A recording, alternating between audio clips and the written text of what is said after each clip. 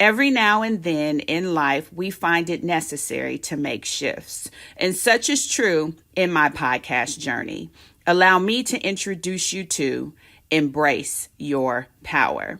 Now, it's a new name, but you can still count on me to encourage you to be, do, have, and achieve anything you want.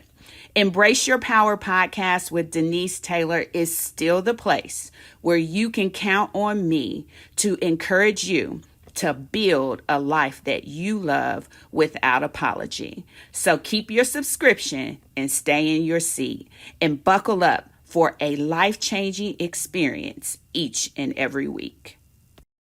For the longest time, I secretly wanted more. I often found myself shrinking to fit in, settling for what was comfortable, and even selling myself short. Once I finally accepted that we deserve success and we are blessed with the power to achieve it, I stopped playing small. I'm serious about building a life I love, and you should be too. I'm Denise Taylor of DeniseTaylor.live, and welcome to Embrace Your Power. I help women prioritize themselves, their success, and their happiness. Now let's meet this week's achiever whose story will inspire you to embrace your power and go. Well, hello there. It's Denise Taylor, and you know I am always excited to have you join me each and every week here on Life, Love, and the Pursuit of Happiness.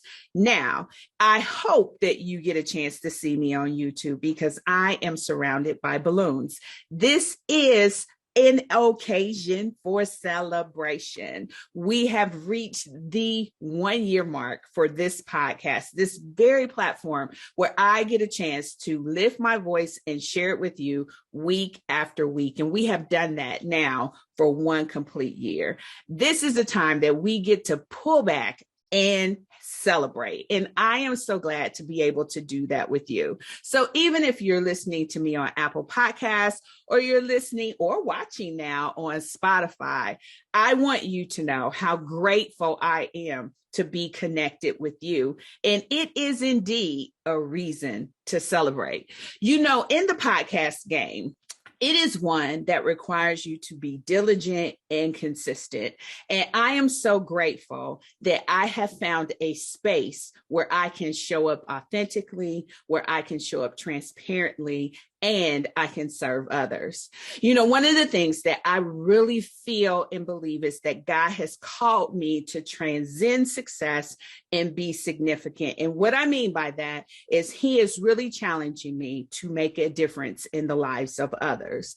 And being able to show up here each and every week to encourage you, to empower you, to enlighten you, and also to challenge you is what I have been called to do.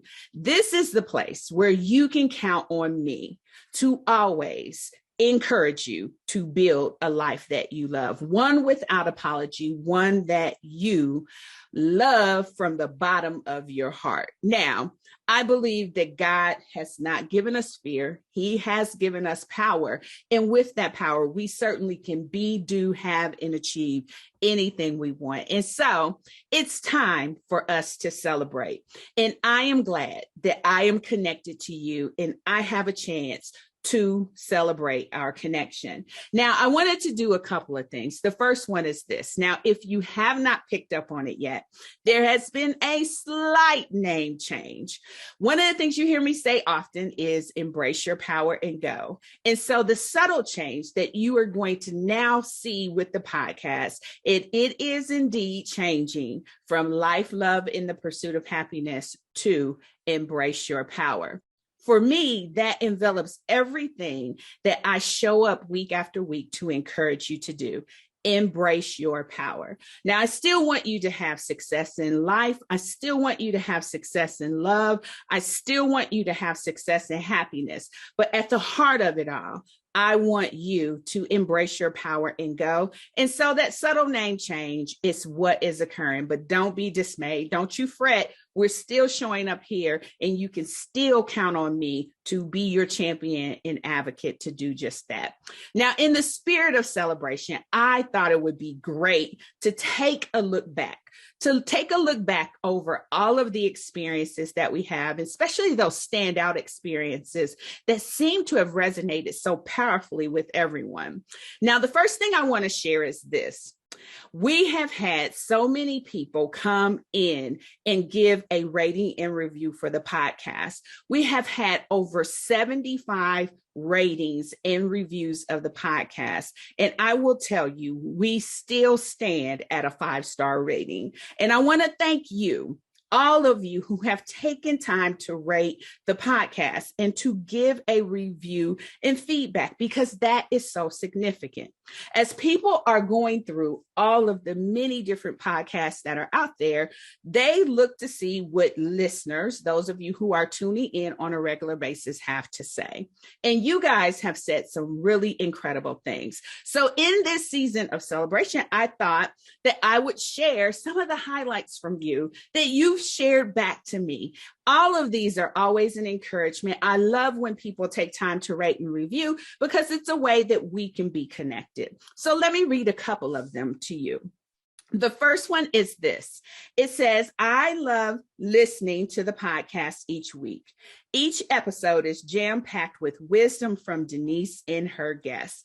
Thank you so much for that feedback. That's with intention. This is the place where we believe wisdom is the principal thing. And so I am so glad that that is resonating. The guests that we bring to the show are guests who have powerful stories of transformation, powerful stories of serving at a great level with a desire to make an impact. And it sounds like it's resonating with you. Let's read another one. If you want to be inspired, challenged, or hear new and fresh perspectives, this is the podcast for you. I believe that regardless of your personal background, this podcast will leave you refreshed and ready to take on the challenges life brings while embracing all its blessings as well. I love that. The reason why I love that is because when I think of the Success Superpowers, it doesn't matter where you are. It doesn't matter what you're facing. Those superpowers can help champion you to your next level, to your next win, and where you want to go. And I am so glad that it is resonating, that you are inspired, that you are challenged, and that these perspectives that are being shared are really helping you to embrace the blessings, because that is key. One more. It says, I love the tone and content that Denise shares in this podcast. We all have different versions of success, but she helps me to tap into that and know that so much is possible for me. A few interesting guests over the last few months, too. Thanks for sharing these stories. That came all the way from Australia. I love the fact that this platform has allowed me to connect around the world. I love the fact that these stories, these conversations, these interviews are empowering you. Thank you for being connected to us from down under. As we celebrate this season, I thought it would be so amazing to go back and take a rewind perspective to a few of the powerful conversations that seem to resonate with you all the most. Hands down, the conversation that I had with Dr. Kama Thomas was the most listened to across every platform. It was the most listened to on Apple. It was the most listened to on Spotify. And it was absolutely the most watched episode on YouTube. Her powerful story is one that helps us to understand that God makes all things possible. And if we could just hold on to our dream, it doesn't matter what resistance we run into, what obstacles we're challenged to overcome, our faith can see us get to the victory. So I thought that it would be great to take a listen back to Dr. Kama Thomas's story. It is empowering in all seasons. Now, it came out nearly a year ago. And so chances are we're all in a different place now. And so as we listen to it with fresh ears, I bet there are new nuggets that you can glean from her experience that are going to help you today. I want to again thank you for being connected with me here, for embracing your power, and for also making sure that you're subscribing and you're listening each and every week. I love to be able to say, welcome, Dr. Thomas, to Life, Love, and the Pursuit of Happiness. Thank you so much for being here. You look so beautiful. Thank you so much, Denise. Thank you for having me. I am just really excited to share the space with you and your community. Let's get started. Absolutely. So do a little introduction of yourself, but don't give all the tips because I want to unpack it all with you. Excellent, excellent. My name is Thomas. I am a clinical pharmacist at a large academic medical center in Milwaukee, Wisconsin. I'm primarily responsible for dermatology, rheumatology, and GI patients who use our pharmacy. I came to America many years ago. I was 17, and really I had a dream to be a doctor. I didn't know what kind of doctor I would be, but I always envisioned and imagined myself in a white coat. So I came to America to chase that dream at 17. I am from the island of St. Lucia, born and raised, and I can't wait to tell you all of it today. Oh my gosh, that is amazing. And I celebrate you. I honor you. I honor all the magic you bring to the screen and the fact that you have your white coat. And I know it wasn't easy for you to get there. Your story of triumph is beautiful. But before we get into that journey, take me back to the beautiful little girl in your homeland. What was it like for you? What's your fondest memory? And tell me a little bit about that little girl's family. Wow. So I lived in a small fishing village in St. Lucia with my mom, my grandfather, my oldest sister and brother, and we always had several cousins, I feel like, that lived there at one point or another. It was always a full house. I was a child that was very curious about learning and education. I was passionate about that. I loved doing well in school. I remember I always pushed myself academically.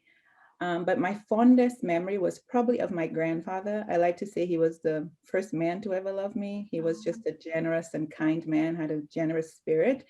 He was very invested in my education. I remember he would make me he would have me give him my notebook so he can see how I was doing in school.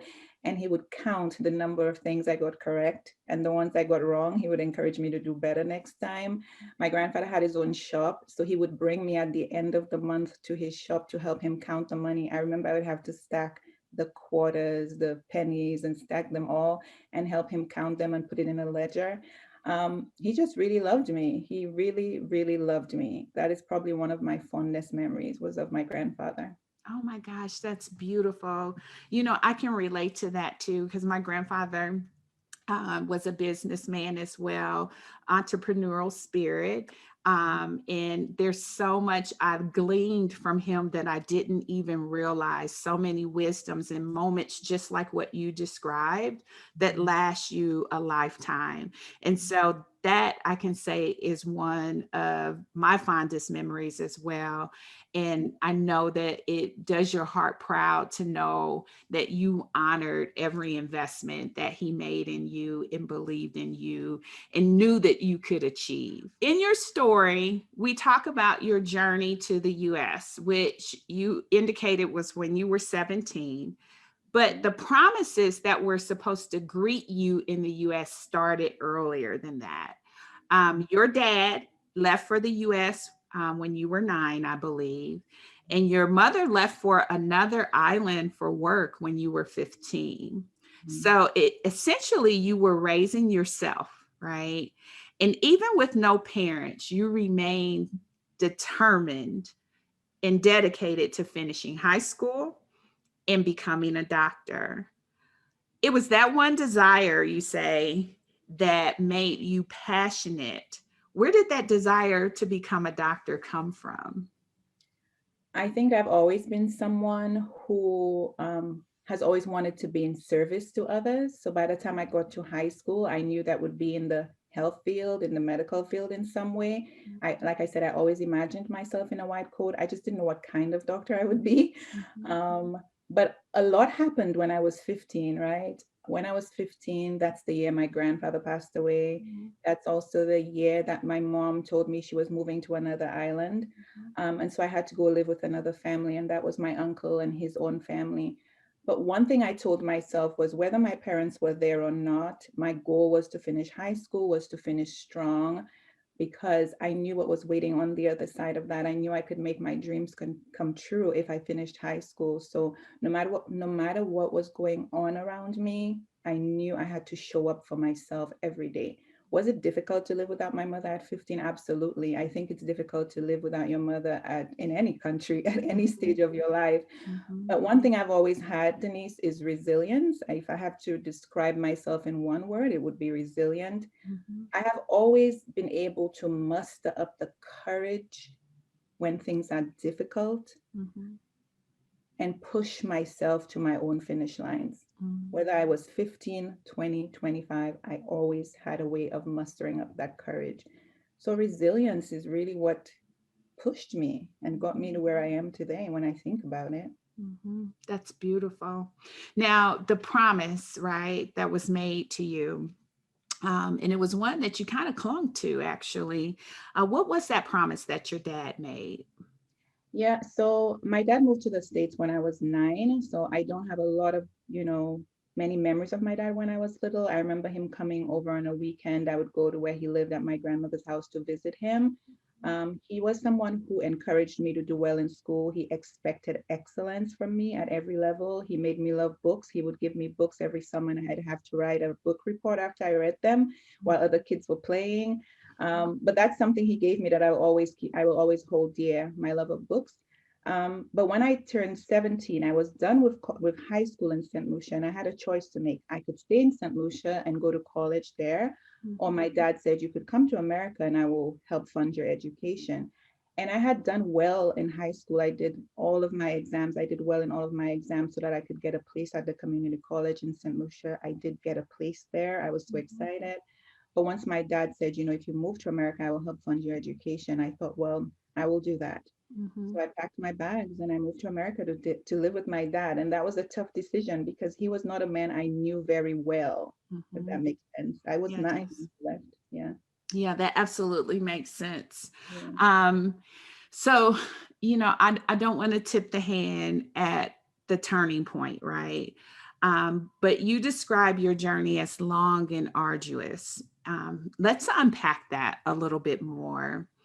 Yeah. It started off with such great hope and a sense of possibilities, Mhm. one that would keep you focused. Tell me more about that coming to America. Yeah, coming to America, getting on the plane at 17, I was nervous for what lay ahead, but I was also excited because I felt like, my dream was, I was on the cusp of my dream happening. Mhm. I did everything I was supposed to do. I studied for the SATs. I took the SATs. I did I did the essay that you're supposed to write. And Mhm. then I got into Florida International University. I remember in my first week there, someone coming to the classroom. It was probably my biology or chemistry class, and it was a group of maybe 300 students in the class. Mhm. And they had a list, and he was calling out names on the list, and my name was on the list. And Mhm. he said, you need to go to the bursar at the end of the day to take care of your bill. I thought, oh my God. So I went home and I told my dad, and I said, they're saying that I cannot continue school if I don't pay the bill. So, I know you said if I came to America, you would help me fund my education. So what should I do? And he said, you need to withdraw from your classes. I will not be able to do this. And the next day, I remember sitting in classes all day, knowing that this was the end for me. I went to withdraw. I remember coming home into our small apartment in Florida that night, and I laid in the bathroom and I shut the door. I turned off the lights and I cried because I realized in that moment my dream had been deferred. Mhm. Um, that is a tough thing. I think Mhm. that's a very tough thing for anyone coming to a new country. Mhm. Beyond coming to a new country, it also tied to your hopes and your dreams. And, you know, Yeah. I understand what it is to have those promises broken. Um, Yours was one that you trusted Mhm. and did so much corresponding action based on what you believed, right? Mhm. You left home, you traveled here, um, you moved in with your father, who you knew, but not really. Yeah. And you clung to the promise that he gave, which then voided itself, right? And broken promises are so painful. And it's even devastating, I would imagine, to learn your dad's truth, right? You know, where he kind of wrote a check that he couldn't cash with what he Right. said, essentially. Yeah. How did you find the courage to move forward?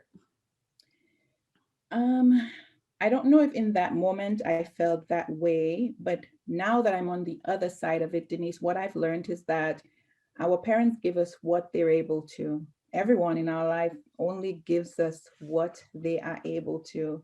That could be in relationships, that could be financially, that could be love. People can only give us out of a place that they have. And so I'm grateful for everything that's happened along the journey now. Even that disappointment, looking back, I realized it was necessary for my growth. It was necessary for the woman I would become. Mm-hmm. Um, but what pushed me, I probably had the faith of a mustard seed at that time. Mm-hmm. That's probably all the faith I had. I said, you know what? I have to make this happen for myself. One way or another, I have to make this happen for myself. That was a promise I made to myself that no matter who showed up for me, Mm-hmm. it didn't matter. I would show up for myself. Mm-hmm. And that's what I did. Every step of the way, I pushed and found a way. No matter what the hurdle was, I found a way. So I moved to Milwaukee when I realized I could not afford to go to school in Florida. I had an aunt who lived in Milwaukee, so I moved to Milwaukee to live with her. Mm-hmm. And I enrolled at a community college there. They did not require a social security to enroll in school. I didn't have one. I Mm-hmm. remember going to the registrar's office and she said, "How do you not know your social security number? You should go home and ask your mom for it and memorize it." And I couldn't tell her I didn't have one. Mm-hmm. But I did it anyway. I went to school at night. I worked as a nanny for a family of four during the day, and I would take the bus after I was done being a nanny downtown to make sure I was in class by 5 o'clock. And I did that every day for a year in Milwaukee until I was able to move back to Florida and start the process of then becoming a permanent resident and getting a green card. So was it easy? No, it wasn't easy at all, but I was determined. I was determined to at least get my associate degree at that point, and that's what I did. So that stark reality you faced, it prompted to you to tap into your greatness, which I think is beautiful. Mhm. Um, you really faced a failed expectation, and really it was more about having a healthy relationship with your dad, right? Because you persevered through school, you persevered through the obstacles. Mhm. I would imagine you kind of had a dream of establishing a good relationship, knowing him, trusting him when you joined him here in the US. How was that aspect to deal with? That was difficult because I think moving to live with someone that you don't know that well presents its own challenges. My father was also married at the time, so now I had to also get to know his wife. It was difficult. I think when you think that something's going to go one way and you realize it's not going to go the way you had envisioned it in your head, that can be devastating. But I think even now I have grace for my father because, again, I think he didn't have the tools. And when we don't have the tools, we can only give from a place that we're familiar with. I don't believe that he had the tools. And maybe that's a conversation I will have to have with him at some point. But I have grace for him now that I'm older and I'm on the other side of the situation, that I just believe he didn't have the tools. Your healing is beautiful.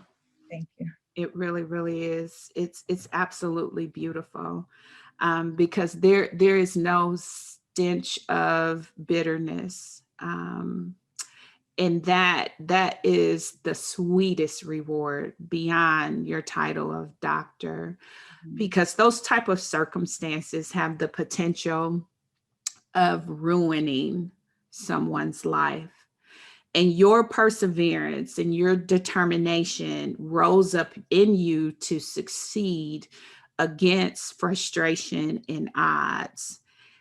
When you look back, right, there was a power that was unleashed within you at a young age to pursue. You call it resilience. Where do you think that strength comes from? Maybe my mom. My mother also was a woman who was very independent and strong. She had her own shop as well. She was a single mother. But I always remember my mom being like an unfettered storm, just calm in the face of anything, just very strong. I think I got that from her. But I think over the years, what I have done very well is focus. And for me, focus means finding a dream that you just keep coming back to, a dream that just will not die, and really just owning your own story fully, counting your blessings. I counted my blessings every step of the way. I knew there was someone going through something much harder than whatever I was facing. I also understood that the journey would get tough. At some point, the journey would get tough because that's just life. You live long enough and something's going to show up. And then finally, S for me in focus is just sacrifice. You have to sacrifice whatever you need to in that season of your life to get to the finish line, whatever your finish line is. So for me, that was just focus. Every step of the way I focused. Oh, that's beautiful. It's powerful. Okay, so let's continue on the journey. You're 17, you're in a new country. You talked about being a nanny, undercover nanny at that, right? You described that as living in the shadows. Share more about that time. So let me tell you a story. At that time that I lived in Milwaukee, I went to school full time. I was a nanny full time during the day. And then on weekends, I would clean houses. I remember one day in particular, a few days before Christmas. I know it was around winter because there was snow on the ground. It was very cold. I went to clean for a man, an older man, and he had a house, maybe 2 or 3 stories. I think I cleaned from 8 a.m. to 8 p.m. And when I was leaving, he handed me $50. And I said, no, you will have to pay me a fair wage. I've been here for 12 hours and I was not going to accept $50. And I had been cleaning on weekends for a while. And he said, if you don't take this $50 and get out of my house, I will throw you out in the snow. And Denise, I think I was so shocked in that moment. I think I said something like, if you throw me out in the snow, we'll both end up in the snow tonight because I'll throw you out in the snow as well. And I tell you that story and I can laugh about it now all these years because I'm so removed from it. But maybe that will make you understand a little bit about what living in the shadows means as an immigrant. That's the story I can use to explain living in the shadows. It's almost like overlooked, discounted, undervalued, mistaken, compromised. Nothing that anybody would want to be. Yet, those of us who are afforded privilege, if I could even call it that, right? Because we know the connotations around privilege these days. Yet and still, we take that for granted in some ways. Because it's almost as if you had no recourse, right? Because there wasn't any valued resource you could call upon to act on your behalf in that moment at all. Right. And so that's pretty significant. I love how you stood up for yourself, though. I'm not going to lie. I love how you stood up for yourself in that moment. Yeah, I learned that from my mom too. And really say no, this is not how it's going down. I love how you did that, but I also understand what you're not saying in it and how painful that is to you as a woman, as a person, Mhm. as someone who deserves respect, is smart, intelligent, accomplished, and achieved, yet having to take those positions and serve in those ways Mhm. because you had to do what you had to do. So I understand the humiliation that that Mhm. moment brought on. Mhm. And I hope that we all can do better, right? In how we treat one another and how we value one another.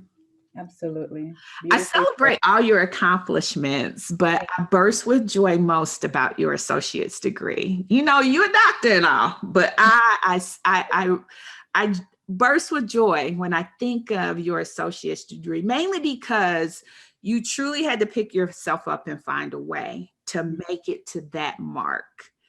And to do that and graduate with honors. Now you had been consistently smart all along your life's journey, Mhm. but the weight of everything that was on you to turn it around, and when Mhm. you graduate in honor with honors, to me that is exceedingly impressive. Mhm. But you didn't stop and you continued towards your bachelor's.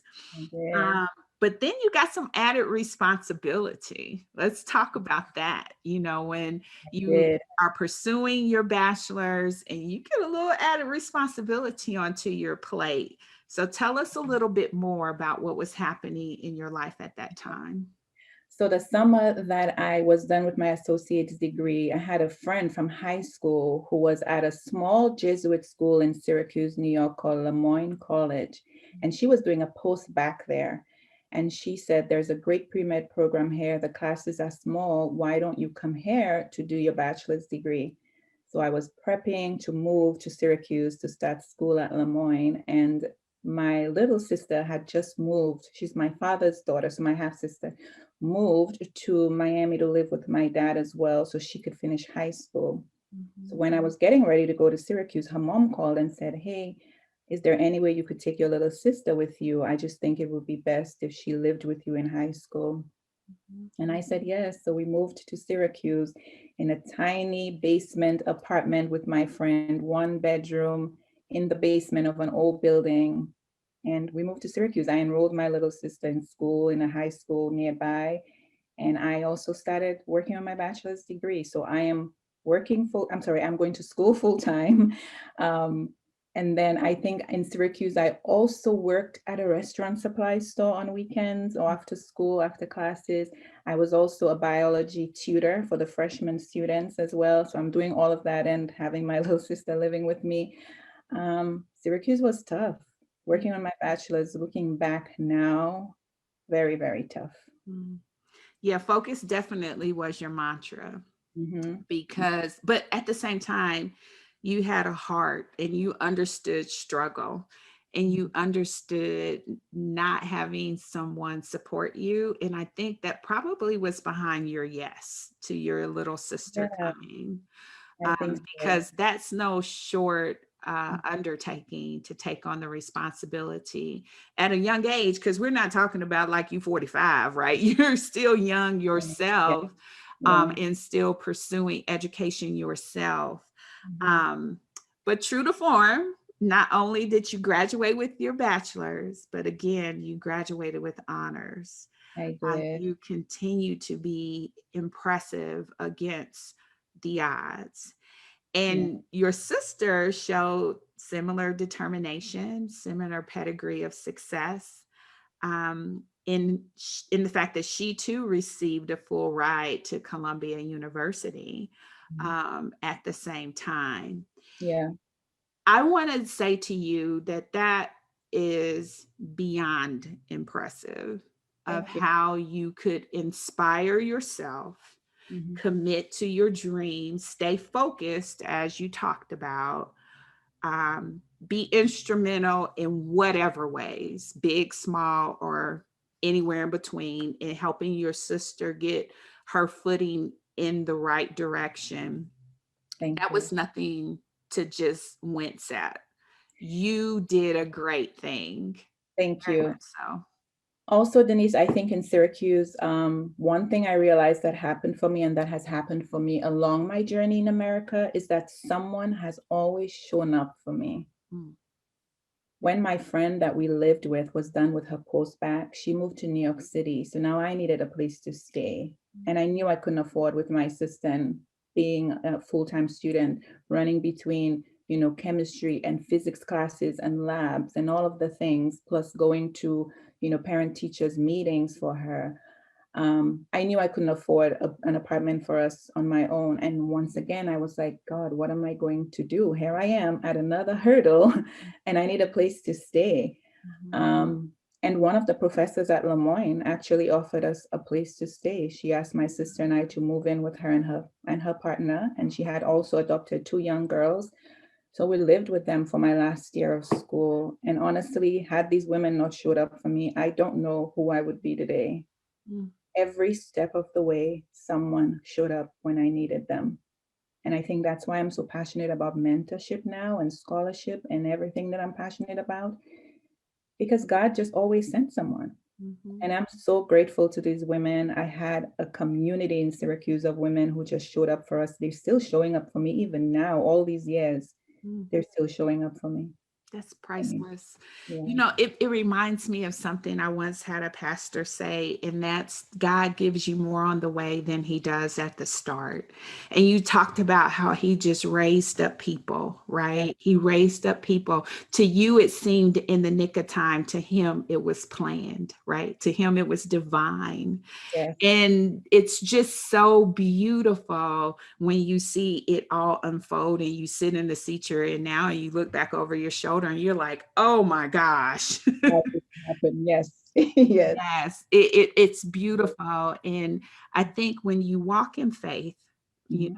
which is definitely your story end to end, you can rejoice because you know that God has been good to you and he's been faithful to you.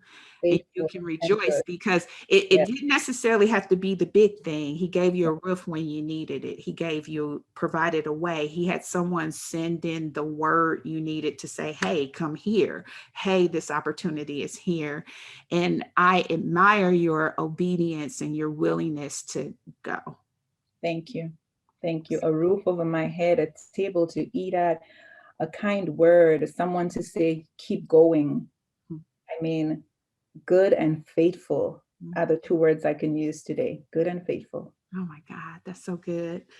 Now you got your bachelor's, you Yeah, got honors. We're not done yet. not And done then yet. you face what many graduates face. You had the commencement and all of that took place, yet you had no job. You had very little money. And then what happened next? So I ended up staying in Syracuse for one additional year, and I think I just worked at AT&T in the sales office because my sister was not done with high school. So Mhm. I stayed until she was done with high school, until she moved to Columbia University in New York. And then one of my best friends that I made in undergrad and in Syracuse in Lemoyne, she had moved to Virginia to take a job at the Pentagon. And she said, hey, now that your sister is gone, you don't really have any reason to stay in Syracuse. Why don't you move here to Virginia? And I thought, you know what, this was a fresh start for me. I Mhm. can move to Virginia and then decide, about applying to medical school and really starting the dream that I came to America to do, even if I had hurdle after hurdle to climb. So I packed my bags, I moved to Virginia, and then I took a job at a pharmacy as a technician at a pharmacy. And maybe a year into it, one Mhm. of the pharmacy managers there, she was a young pharmacist from Vietnam. Her name was Lynn. And at lunchtime one day, she just pulled me aside and she said, Kama, have you ever thought of going to pharmacy school? You're so good with patients. You would be great at it. It would really afford you a good work-life balance. You could get your doctor of pharmacy degree. I Mhm. think you should look into it. Mhm. And it had never occurred to me. I knew no pharmacists. I knew no pharmacists in St. Lucia, especially if you haven't been exposed to a thing, it doesn't occur to you. Mm-hmm. And I went home that night and I researched pharmacy schools, Denise. Mm-hmm. And I found one school in Boston, Massachusetts College of Pharmacy. And I said, I'm going to apply to this one school. And if I get in, it's what I'm supposed to do. Mm-hmm. I prayed about it. So many people said, you don't just apply to one school, people apply to 10 schools. I said, listen, if this is what God wants, I am going to get into this one school and I'm applying to one school. Mm-hmm. And then a few weeks later, they offered me an interview. The interview was almost a whole day long. I went to my interview in Boston. And then a few weeks after that, I got a big white envelope in the mail and it was an acceptance letter. Mm. That is amazing. Yeah. You know, your story is so priceless, and I'm not going to cry today, I don't think. Okay. But when you were asked if you Yeah, ever thought of pharmacy school, it was like a jolt of energy for you.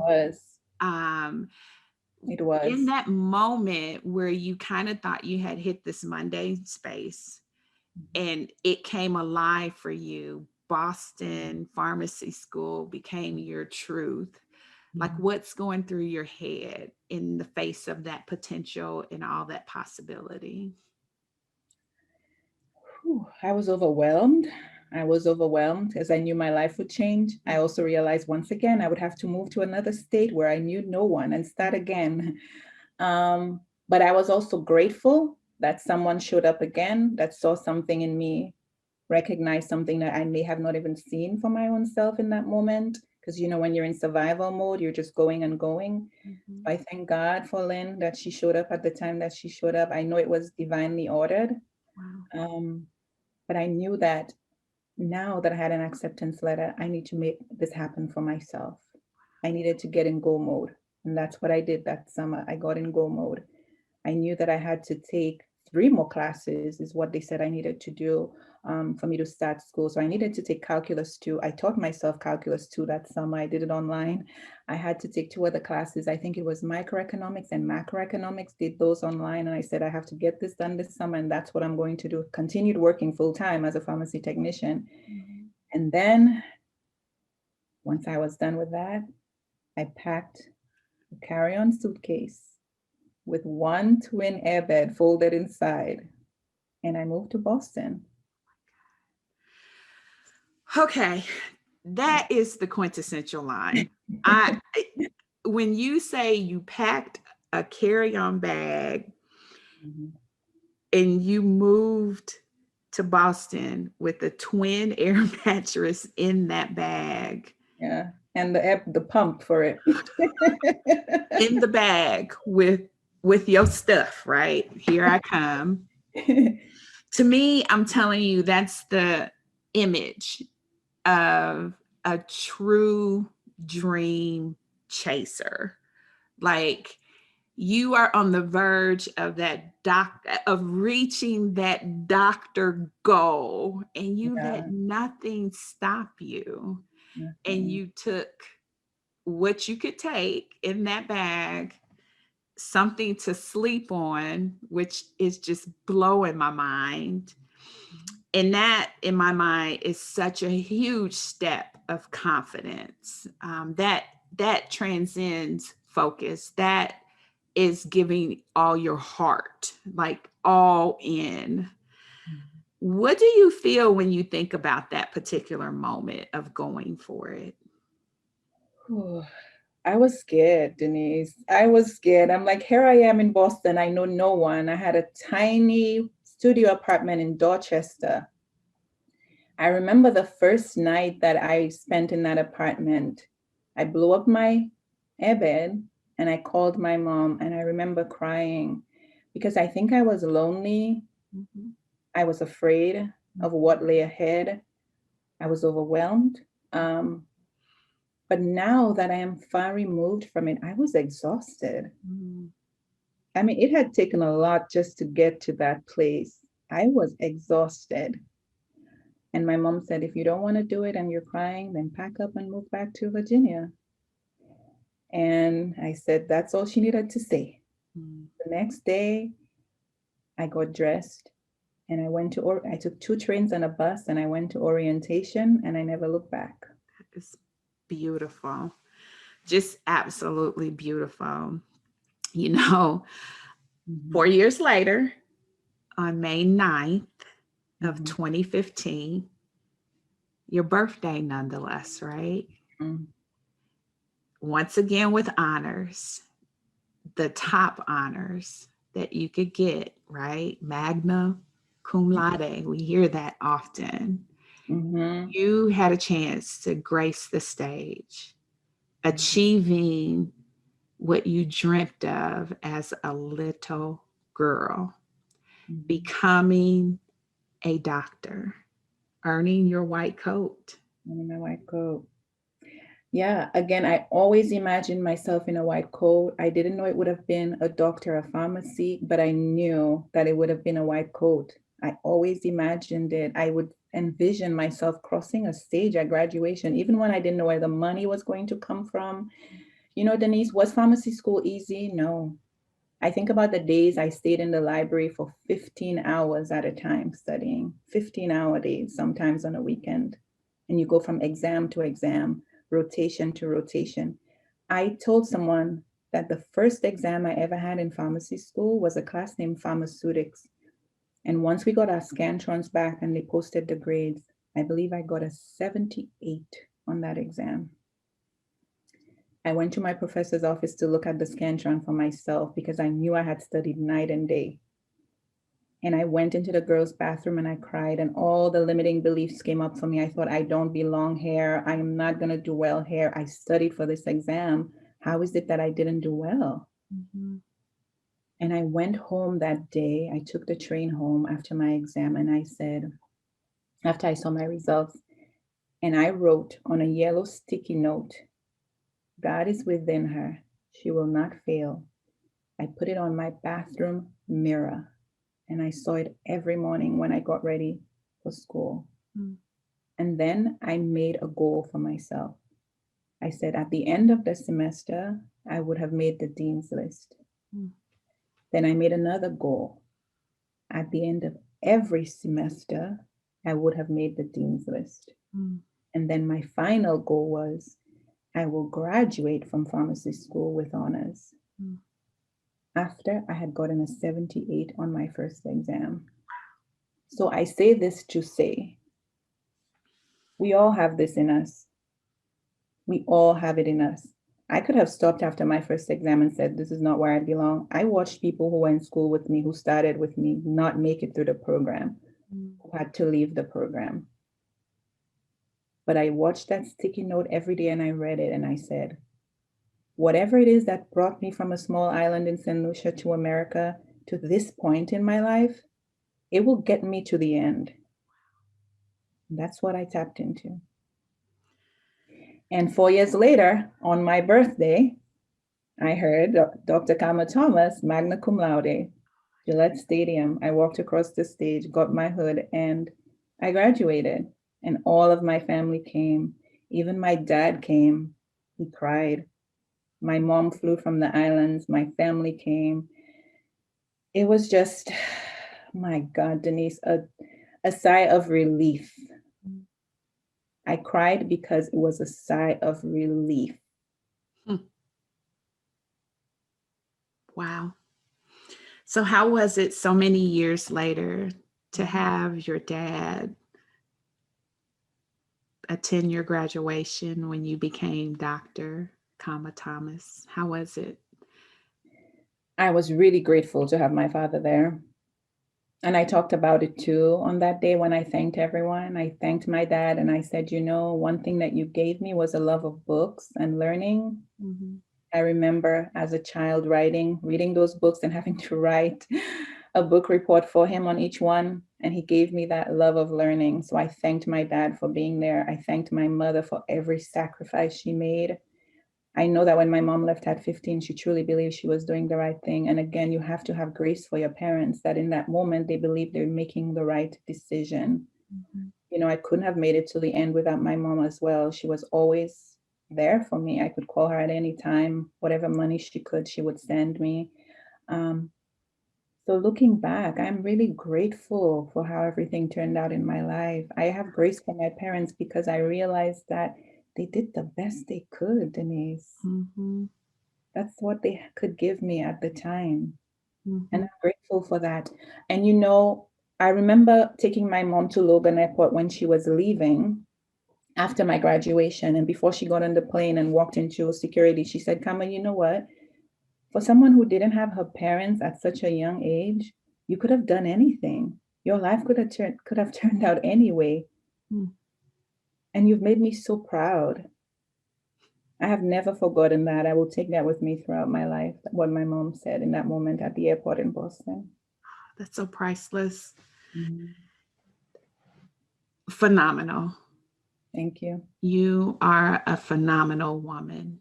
And Thank I you. want you to know that. I Thank want you to know that I appreciate you. I celebrate you. Thank I you. feel honored to even know you. Thank you. You are phenomenal.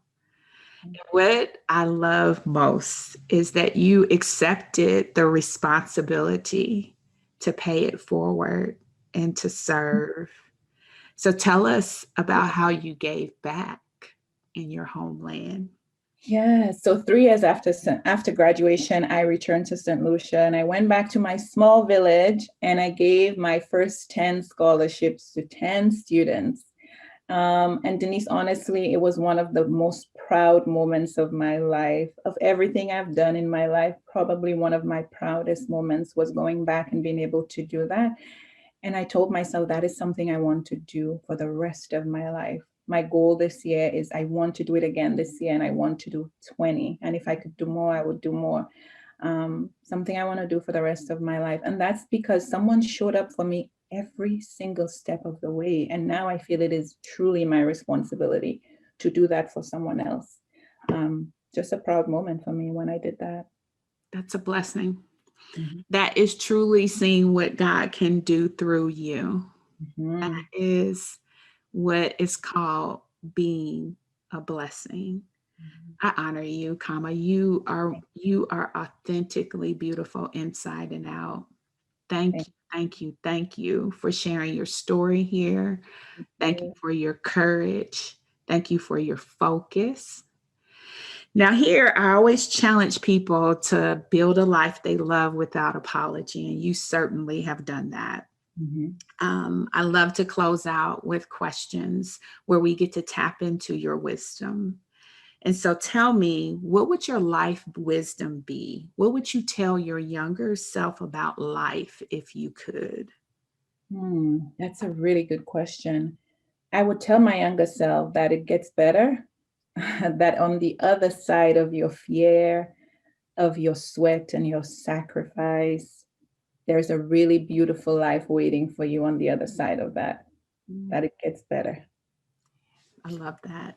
What would you tell your younger self about love if you could? That's a really good one, Denise. Wow. That it is really necessary to have healthy boundaries in every relationship. Mm, I would have saved myself a lot of heartbreak if I had known that early on. Healthy boundaries, especially in romantic relationships. It's not necessary to light my own self on fire to keep someone else warm. mm. Boundaries. Now, there is a quotable. I love quotables. It is not Yeah, necessary to light myself on fire to keep someone else warm. I love it, comma. And thank then finally, what's your happiness wisdom? What would you tell your younger self about happiness if you could? Oh wow, that's great. That it is really our birthright to have a life full of joy. That God really wants that for us. Mm, For me, joy, something that brings me joy is travel. I try to do that as often as I can. That's one of the first things I did after I became a pharmacist. mhm. And for you, it might not be travel. For someone else, it will be something else, right? But we have to find that thing and we have to do it as often as we can. And then I'll leave you with this. Early on in the pandemic, I remember driving in my car and a song came on the radio and I heard Chance the Rapper singing and he said, I know that we believe in God, but I know that God believes in us. And I almost stopped my car, Denise. I thought, my God believes in us, Denise. That He is believes in awesome. us. He does. He is committed to us. He loves us. Yes. He's our friend.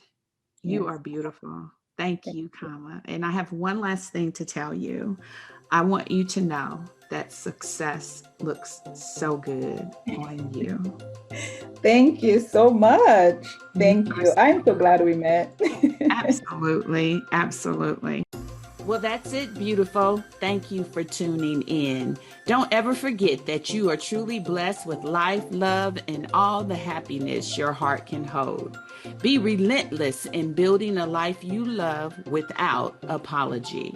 I'm Denise Taylor, and you can always find me in our free Facebook community. It's Embrace Your Power, easy to find. Now be sure to rate and review this podcast and share it with a friend. And make sure you subscribe so that we can stay connected each week. And remember, God has not given us a spirit of fear. He gave us power. So be sure to always embrace your power and go.